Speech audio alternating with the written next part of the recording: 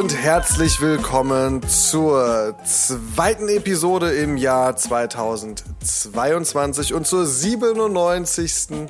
insgesamt des Ocean Sneaker Podcasts mit mir Simon Buß und mit dem wunderbaren, ganz fantastischen Amadeus Thüner.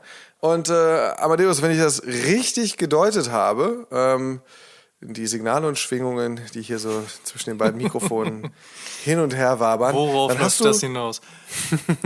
Ja, genau. Dann hast du ein bisschen Fernweh, richtig? Ja, definitiv. Es ist Mitte Januar und der Januar ist nicht nur gefühlt, sondern auch faktisch der längste Monat des Jahres. Es ist einfach so, nach so einem Feiertagsmonat wie dem Dezember kommt man in diesen Januar und er zieht sich und er wird immer länger und länger und das sind nicht 31 Tage, das sind eigentlich 131 Tage und ich habe jetzt schon wieder Fernweh nach dem, was ja gerade eigentlich mal so knapp 2 Wochen her ist und zwar will ich aber wieder ans Meer. Aber ehrlicherweise muss man auch sagen, bei dem Wetter bin ich auch ganz froh, irgendwie ein bisschen zu Hause zu sein. Und von daher, es ist halt einfach, es ist Januar, was soll ich dir erzählen? Aber ansonsten gibt's auch nichts zu klagen, das ist Nörgeln auf hohem Niveau. Von daher, ich bin mir sehr sicher, dass wir ganz bald wieder ans Meer können oder auch irgendwo anders hin. Von daher geht's mir dahingehend ganz gut und ich bin froher Dinge. Wie geht's dir denn überhaupt? Ist denn schon... Gut. Bevor wir auf diese Frage eingehen, ja, gut. Ist denn schon irgendetwas geplant? Also bist du so jemand, der dann gemeinsam mit deiner Verlobten schon frühzeitig irgendwie plant, so, oh Mensch, und dann fahren wir im Februar dahin und im April kommt dann die Reise und im September, Mensch, dann machen wir 2 Wochen so, davon 4 Tage dies und 5 Tage das? Oder ist das eher immer so ein bisschen spontan, ach Mensch, komm, hast du nicht auch Bock, ist gerade Mittwoch, lass doch Freitag mal hier hinfahren, wird bestimmt ganz schön. Also ich bin ja eigentlich ein super organisierter Mensch und plane gerne durch. Das hat mehrere Gründe, unter anderem den, dass ich natürlich auch ein Maß an Vorfreude entwickeln kann. Aber ich glaube, was so Urlaube oder Reisen anbelangt, bin ich dann irgendwie spontaner, als ich eigentlich sein möchte. Aber so spontan im eher negativen Sinne, weil mir dann gerne auch zu spät auffällt, dass ich ja eigentlich doch irgendwo hin hätte fahren können oder sollen. So wie im letzten Jahr, wo es keinen klassischen Sommerurlaub gab, weil uns einfach zu spät aufgefallen ist, dass wir vielleicht mal einen Sommerurlaub machen könnten oder sollten. Es war aber auch kein richtiger Sommer, muss man euch dann auch ja, oder halten. wobei, ja, es gab ja schon so Sommertage, aber man geht ja irgendwie noch davon aus, es wäre dann so Ende Juli, Anfang August perfekt, aber letztes Jahr wäre es ja eher so Anfang Juni gewesen. Und von daher, das macht die Planung natürlich auch ein bisschen schwierig. Also bisher geplant für 2022 ist auf jeden Fall eine längere Städtereise nach Paris. Und sicherlich auch der ein oder andere Amsterdam-Trip, wobei, wie gesagt, es sind ja auch so ein bisschen Städtetrips, manchmal auch ein bisschen mit Arbeit verbunden. Das kann dann durchaus auch ein bisschen spontaner funktionieren. Ich glaube, wirklich geplant werden sollte dann jetzt bald auch mal der Sommerurlaub. Dann hat man den mindestens auf jeden Fall auch schon mal fest. Und ja, so um Winter herum bin ich eigentlich eh nicht so der klassische Urlaubstyp, also im Sinne von Skigebiet oder sonst irgendwas. Von daher, das muss jetzt auch nicht. Ne? Aber das sind aktuell so die Gedanken, die Ideen. Mal schauen, wie sich das natürlich auch noch mit dieser Pandemie entwickelt, was man machen kann oder was man vielleicht auch nicht machen kann. Und den Rest, ja, der passiert dann wieder spontan. Das geht dann meistens auch schneller, als man gucken kann. So ist das nämlich, so ist es. Um es mal mit einer Floskel auszudrücken. Dann kommen wir mal zu der Rubrik, die uns hier seit fast Tag 1 begleitet im Ocean Sneaker Podcast. Und zwar der Frage nach dem Schuh, der sich heute am Tag an unserem Fuß befunden hat. Amadeus, mein Lieber, what's on your feet today?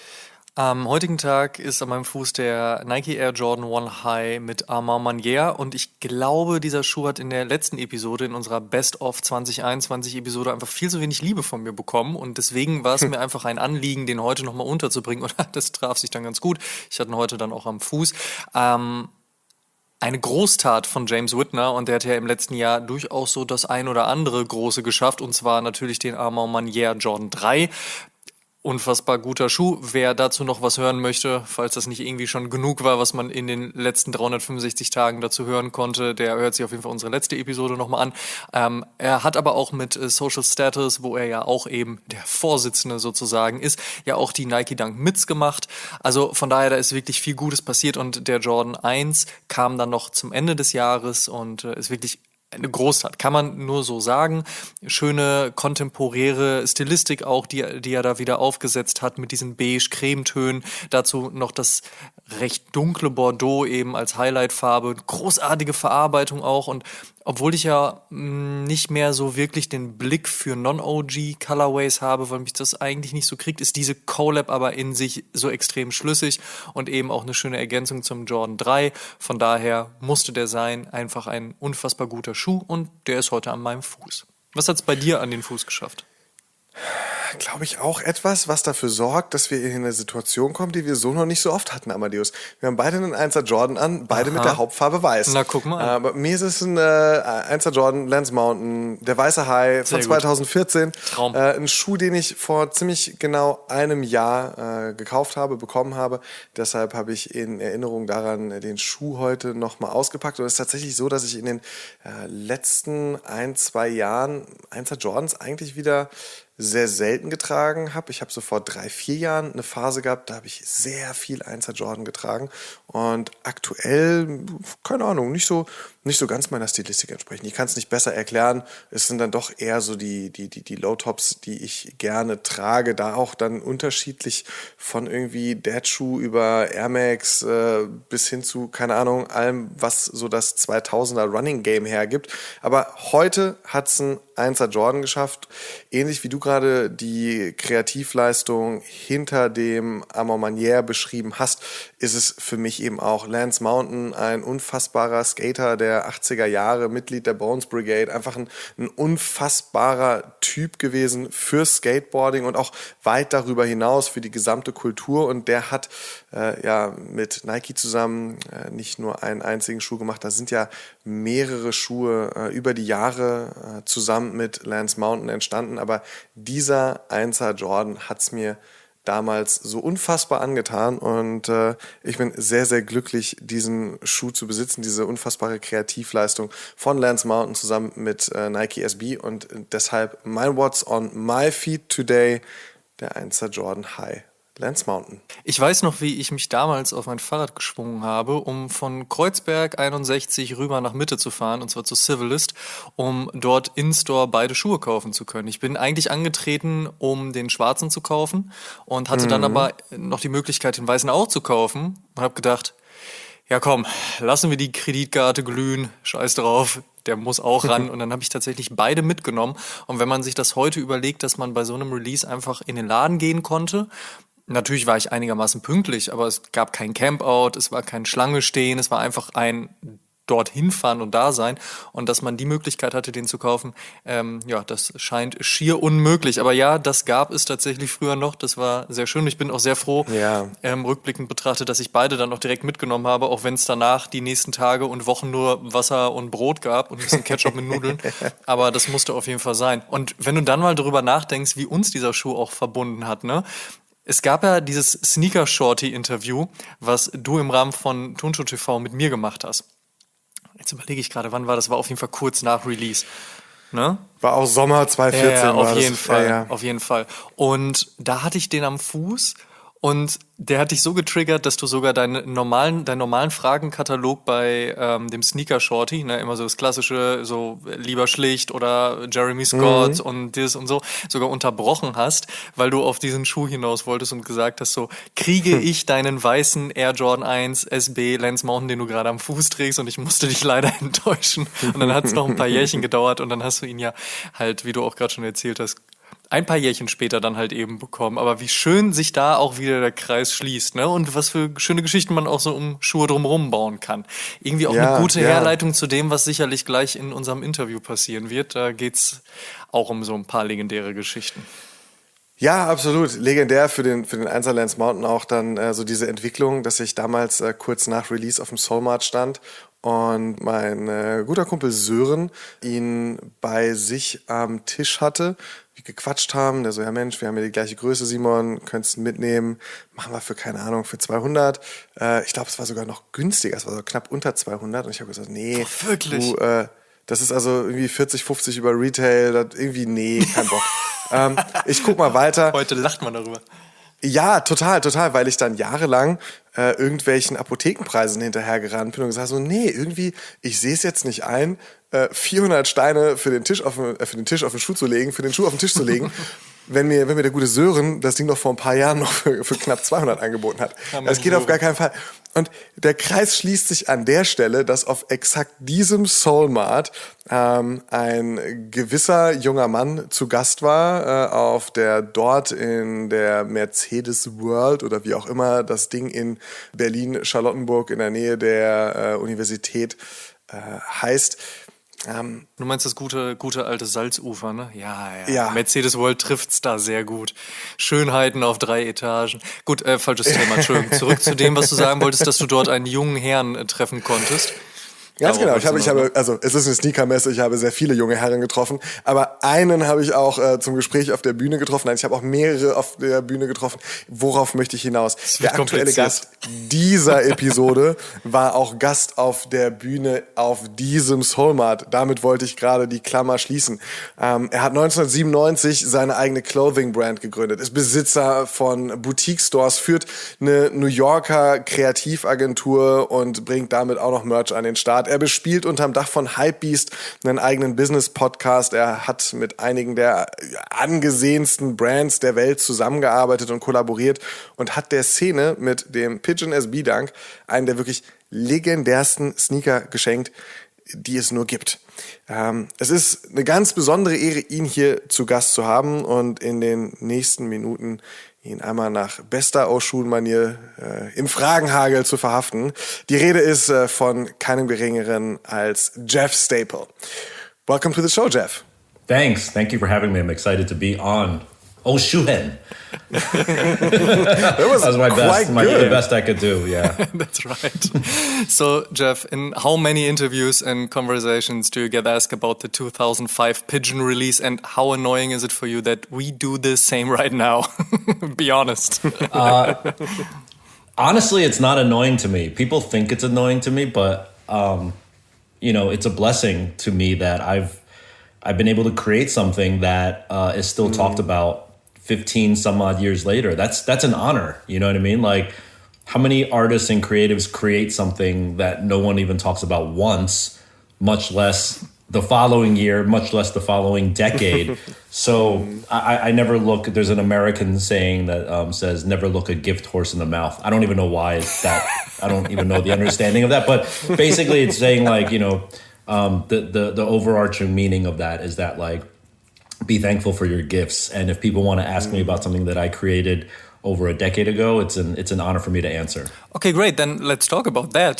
Do you still answer the question with the same passion more than 15 years later, or is it sometimes the feeling of, you said you're not feeling being annoyed about that, but being reduced a little bit too much to this specific release, but besides the SB Dunk, you created a lot more different kind of styles and sneakers back in the days. And still now. I mean, we had already done a lot of shoes with Nike at the time.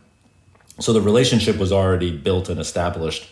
And the Nike New York City Dunk was part of a anniversary series of the Dunk itself, where they were doing different city-based dunks.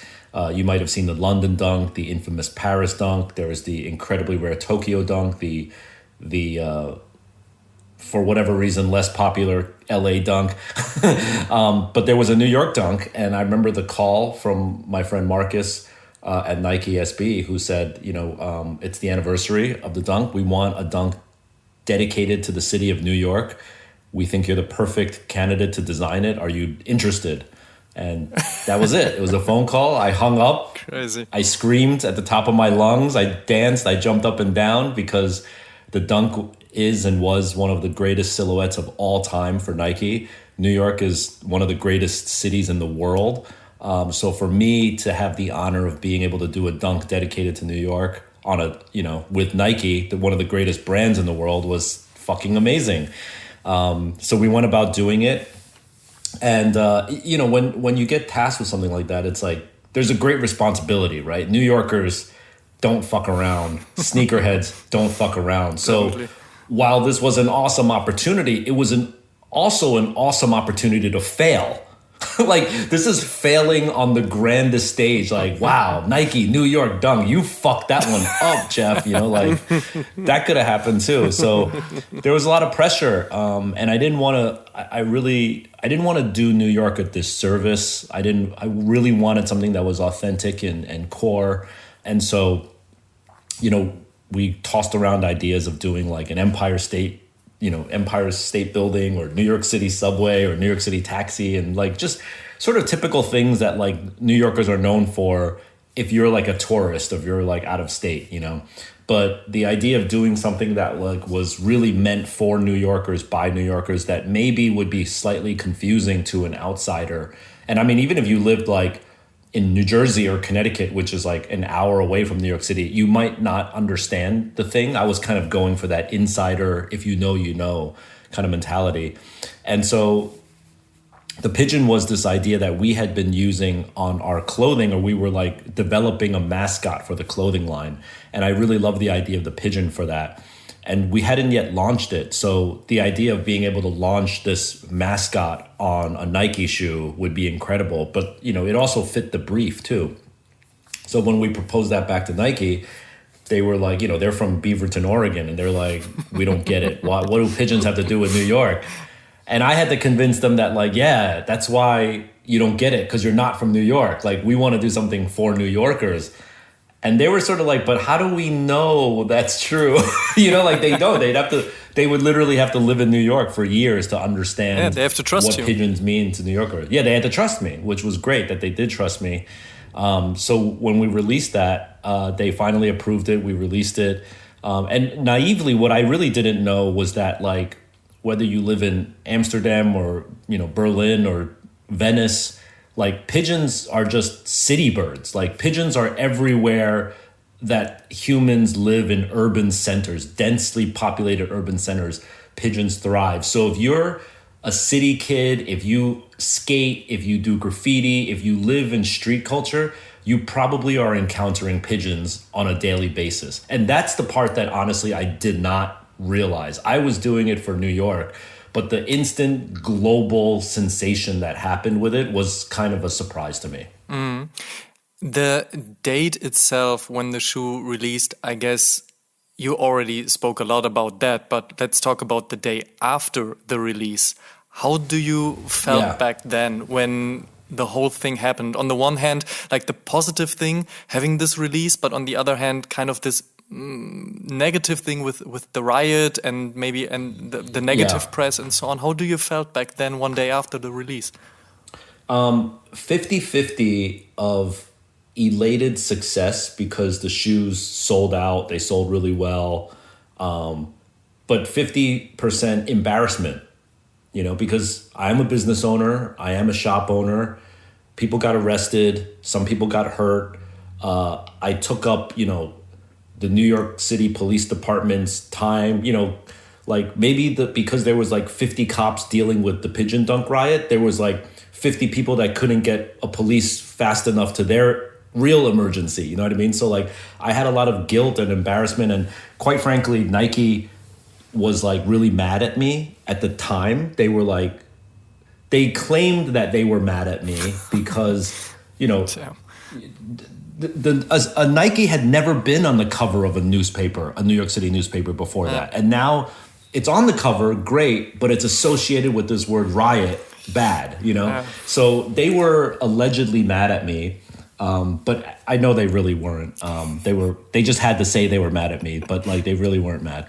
So it was 50-50, man. It was like really like, man, I kind of fucked up as a business owner, but I did a good job in designing something. I just didn't anticipate the demand that came from it, you know?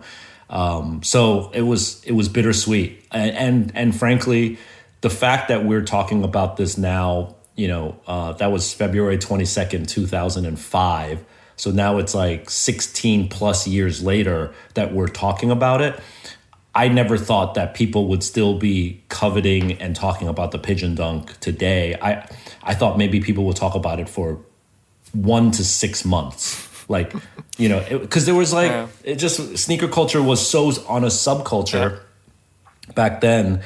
And the one thing that you could sort of credit the Pigeon Dunk for is making sneaker culture on the masses, you know, like putting it on the map, really. You know, sneaker culture was like really a niche back then. And then after, because of the news article, because of the resale prices, because of the nightly news, it became quote unquote mainstream, more pop culture. And so that's maybe one of the things that the Pigeon Dunk is known for. But prior to that, no one talked about shoes for like years and years and years after they came out. You know, like it was very, very rare for that to happen. So that's the blessing part of releasing the Pigeon Dunk. Like you said, it's a bittersweet memory, a bittersweet thing at that point. But of course, it is a great moment in sneaker culture, and especially for Nike SB. So have you been happy seeing the hype about and around the SB Dunk coming back like 2 years ago? Yeah, I mean, the Dunk became SB Dunk became extremely popular then. You know, I would like to say that we helped really rebuild Nike's foray into skateboarding, because this was now their second attempt. You know, their first attempt was pretty bad. Yeah, definitely. It was, you know. Yeah, we had a lot of people don't know this, but I actually designed the first Nike SB website. Oh, really? No way. Yeah, the launch website. Yeah, I designed the first website. I also designed the first few catalogs for Nike SB. Like they had these little square print catalogs. Like I helped design those. So like I was some t-shirt graphics as well that Nike SB was doing. So besides the Pigeon Dunk, we were really helping SB out a lot in the early days.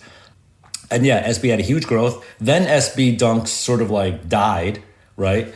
And then a couple of years ago, like 2017, there was a resurgence. And credit to the SB team for really being strategic and calculated about it. You know, you have to remember that like they came back to the Pigeon Dunk. We did the black Pigeon Dunk. They came back to the Tiffany Dunk with like the sort of canary dunks and the different colored dunks.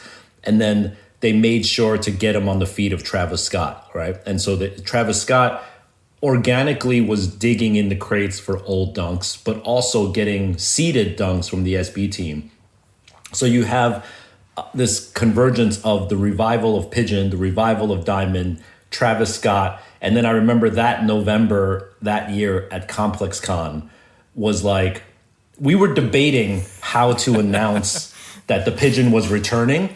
And we were talking about, me and the SB team were talking about all these different strategies and ad campaigns and marketing plans and all this shit. Like, what are we going to do? How do we announce this? I was like, I have an idea. How about at Complex Con, I just put a pair on my feet and I just walk around. Perfect idea. Right? And so also on that, I host a lot of talks and stuff. And Complex Con had me host this incredible talk that is on video now. You can watch it. It's me, Hiroshi Fujiwara, Sarah Andelman from Colette, Andre 3000 from Outkast, and John Wexler from Yeezy. What all lineup. On stage at the same fucking time. The same fucking time, right? And I was the host and the MC on this huge stage. I walk out on stage with the black Pigeon Dunks, and everyone's just like trying to like zoom in on what is on my feet, because they see the Pigeon is clear, but it's not on the typical gray shoe. I mean, you could not have a more effective and zero cost marketing campaign than just like me walking around, you know? And I remember Nick Diamond's booth was like destroyed because he was dropping his diamonds there. So it was a wonderful way to like bring back the power of the Dunk. And that sustained all the way until I would say this year, 2021, where now, you know, me personally, I feel like the Dunks are getting exhausted again. Like they're sort of hitting a crescendo where like I think people are getting a little bit sick of the Dunk, and people should start, you know, maybe Nike needs to start pulling back on the Dunk a little bit and letting another shoe take some shine. But what a resurgence that we were part of for the Dunk. Fast forward to now, as you already entered like the stage of 21 and what's happening with the Dunk right now. But what was your favorite release of the past month, maybe even the full year of 2021? What shoes, what silhouettes, which collabs were you digging? Which one were you feeling? Where did you say, wow, I definitely have to get those? Of this year or of like the past few years? Whatever you would like to have. If 2021 hasn't had anything that caught you, maybe 2020 or 2019 did. Let's see. I think what's been really exciting. I'm like looking around my room. Let's see what's coming out. Oh, you know what? I got to give props to Salehi Bembury.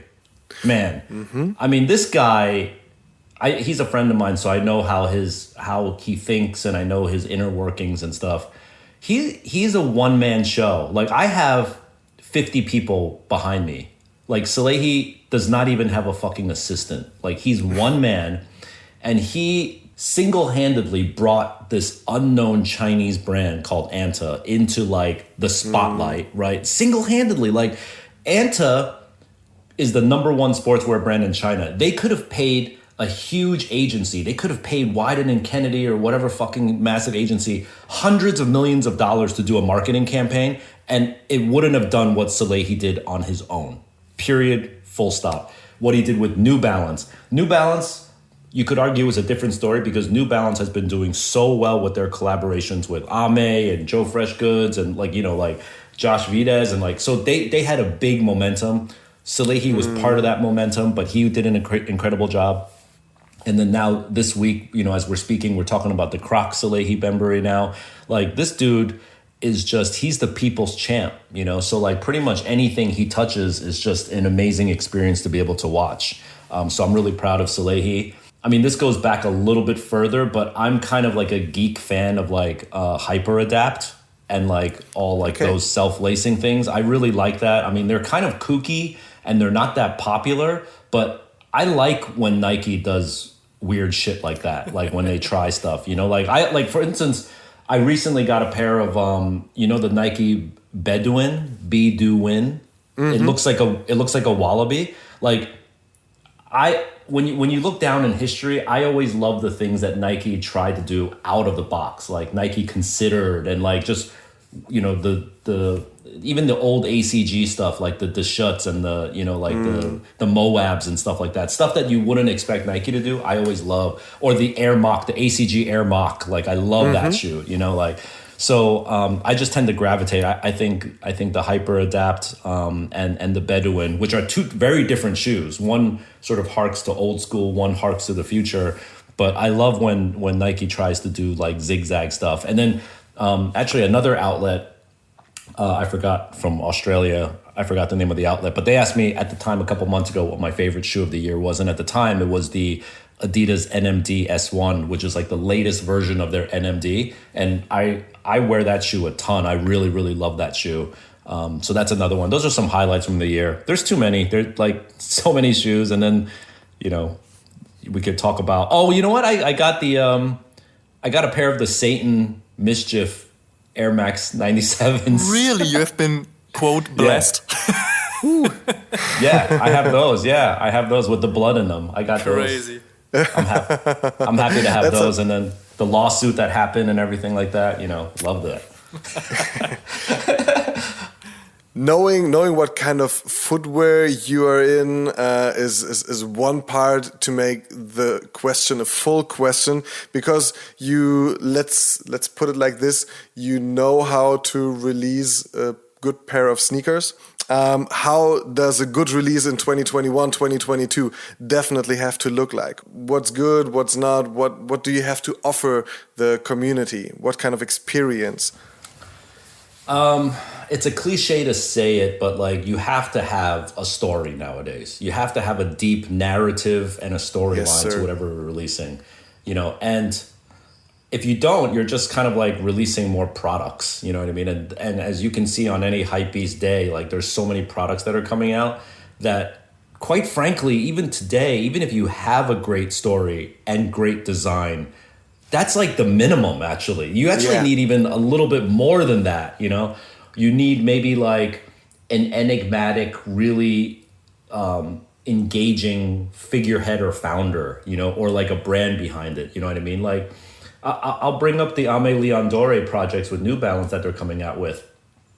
Those shoes, no disrespect to Teddy, I love everything that he's built. But if you took off Teddy and Ame off that shoe, that shit is like Sears discount. Like, it's just like a regular ass New Balance. You know what I mean?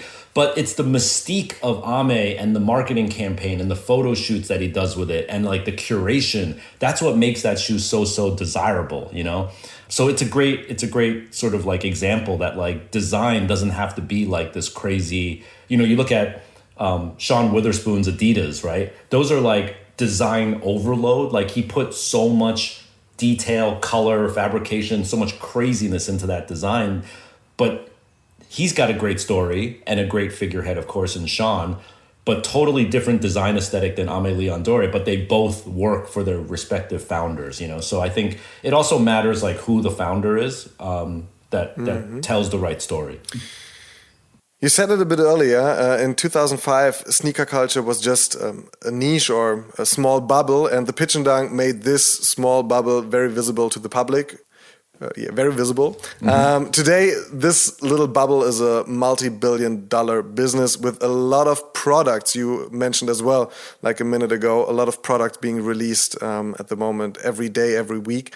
A few months ago, Amadeus and we asked the German sneaker community, our audience, is the sneaker culture dead? What would you answer to a question like this? Yes, it was polarizing. We all know that this culture is not really dead. But is it too much money in this game? Is it too many releases? Too little time to experience all of the maybe even really good stories? Or is everything's just going well? I think it's far from dead. I think 5 to 7 years ago, if you asked me this question, I would have thought that sneaker culture would be dead or that the bubble would burst, you know. But I don't think it's going anywhere. I think the idea that, first of all, there's many people on this earth, most of them have 2 feet, and now they're more accepting of the fact that you can have more than 5 to 10 shoes in your closet. It used to be really weird when you had more than 10 shoes in your closet, but now it's kind of like you're not even really a sneakerhead if you have like 25 or 30. That's sort of like the new norm now, you know what I mean? So in terms of the reason why I bring that up, that quantity up, is because all these brands releasing all these products, they actually have homes to go to. They're not just like jamming the market, you know, like people are actually copying all these shoes and they're actually putting them in their rotation. So I think the culture is alive and well. A lot of people will say resell is killing the culture. Yes, it is, in the sense that it's making it extremely difficult for many people to get shoes, but it's also creating the halo effect. That's what people forget, is like there's this halo that comes about where when you see the Ame Leon New Balance, there's a trickle down effect of like the typical gray, 577 like normal shoe that like, oh, because Ame did that, I want to do this. Because Yeezy did that to his Adidas, I now want to wear a pair of regular Ultra Boosts. And it's really interesting to me, and I see it day in and day out, where like people are all mad trying to get a pair of Yeezys, they can't, and then I see them just buying a pair of like Alpha Bounce or whatever it is, and it's just like, or the NMDs. You know, the NMDs were the success of the NMD was a direct correlation from the inability to get Yeezys. Agree to that. Yeah, you could love it or hate it, but like, you are part of that system by wanting shoes, you know what I mean? And it's just a game of supply and demand. And I will say that I can speak for myself as a creator of shoes, that when I put out a sneaker, oftentimes you're designing the shoe 12 to 18 months before it actually comes out. And you actually have to determine the production run of the shoe 8 to 12 months before it comes out, right? So right now we're in December 2021. I'm designing a shoe. It's going to come out September 2022, 10 months from now. And the collaborator's like, hey, Jeff, how many pairs you want to do? Oh, man. I don't fucking know. Like, I don't know. What a question. 10, 20, 30. Yeah, what a question. And by the way, Jeff, the ones that we don't sell, right? If we don't sell enough, we're going to put them on sale in our factory outlet store, or we're going to destroy them and destroy the earth, or you're responsible for owning them. Damn. Like, that's a big responsibility. Yeah, so definitely. I can't be like, I want to make everyone happy. Let's do 3 million pairs. So that's why as business people, we are like, there's a lot on the line here. Let me be conservative. I'm fairly confident I could do 35,000 pairs, whatever it is. And then like, maybe I might even subtract down to 30 to make sure that I don't have any inventory left and they're not on sale. Because then even the biggest hater of resale will know that if my shoes are on a discount rack at a discount store, you're not going to want the next release of my shoe. That's going to be seen as a failure for you, right? Facts. So I want to protect my brand image against that. So I'm going to make less. And so I'm just trying to take an educated guess. I'm not trying to purposefully create a bad experience. I want, at the end of the day, I would assume most designers will want this. I want as many people who want my shoe to be able to get them at regular retail price. But I want to be able to hit that number as perfect as possible, right? Sure. If 36,200 people want my shoe, I want to make 36,200 pairs of shoes, period. But someone's got to tell me that number. It's really hard to know, you know, so it's like a shot in the dark. Yeah, that's how resale happens. And that's how discounting also happens. You got to sort of dial the number in correctly. So you don't think that this kind of bubble won't burst in the next couple of months, right? No, not at all. I can almost guarantee it. And now, you know, there's so many other factors now, because now you've got customizers, right, that are in the game. You've got the shoe surgeons of the world, people who are doing like shoes and painting them and reconstructing them. And then you've got guys like, you know, I just did a collaboration with Mosh, who's like a celebrity sort of shoe customizer that released his own shoe. You know, so you've got guys doing their own models. You've got startup sneaker brands that are killing it, like Veja and Allbirds and stuff like that. Like they're making a huge dent in the industry. And then you've got now the metaverse. Like yesterday, Nike just bought Artifact Studio. So now you've got a whole nother universe, you know? And they put this logo right next to the Jumpman and the swoosh, showing that it's not just like marketing. Yeah. It's like, okay, they really mean what they did. It's not just a hype. And huge. No. It's bigger than, it's not a collaboration. It's also not like, you know, rest in peace to Virgil Abloh. It's not even like a Virgil type deal. It's like, no, it's swoosh, Jumpman, Converse, Artifact. Crazy. Fuck. That's crazy. Awesome. Fucking crazy. Jeff, you already talked about the project which will be coming out later in 2020. Maybe you want to tell a little bit more about that. But overall, you once said is up to you to tell the people everything about you and to educate them that they totally understand what Jeff Staple is all about. So beside the project you already teased, what is Jeff Staple all about? What are the projects you are working on these days? I've actually been really heavily invested in the metaverse recently. And just, you know, getting an understanding of NFTs and how that affects me as a creator in a positive way for the most part, I think. So we did a collaboration with Artifact actually, which was hugely successful. We also did a collaboration with Gary Vee, and he has an NFT project, so that was great. So now I'm embarking on what would it look like if I created my own metaverse, like a Stapleverse, if you will, you know, like what would that look like? So I've been building that. And it's been taking up a ton of my hours, but it's so much fun to work on. And then, strangely enough, on the complete opposite side of that spectrum, next year is my 25th anniversary of Staple. So I started the brand in 1997. Next year's the 25th anniversary. And we have this Rizzoli coffee table book coming out next year. Crazy, great. So like a whole monograph covering the first quarter century of my work, which is... I'm honored to have that. But I don't think anyone else in the world is dropping a coffee table book and an NFT at the same time. Like I'm like in the past and in the future at the same time. You know, it's really a mind fuck. Yeah, it's a lot of fun though. So like those are the two things that I'm working on. Next year being the 25th, of course, we have a ton of amazing collaborations and just revisiting work with old friends and old brands that we've worked with in the past. And then, of course, there's just, you know, the day-to-day of my business, which is Staple and the clothing line that, like, you know, comes out every season. There's my creative agency, Read Art Department, that comes out. There's the podcast, you know, so, like, I'm just trying to juggle everything. And, you know, I don't really try to do too much explaining on who Jeff Staple is. I try to let my work speak for itself. And I create a lot of work, and I allow a lot of different people entry into my world. You know, like there's a lot of fans of Jeff Staple that don't own a single piece of Staple clothing, right? And there's a lot of people that have like taken my Skillshare class or listened to my podcast and, you know, or never even heard of the Pigeon Dunk, you know what I mean? And some people love the Pigeon Dunk, but have no idea that I have a podcast. So like, I like the different entry points. And I don't expect people to know everything that I put out, but I put out a lot of entryways so that there's always an easy way to get into my world.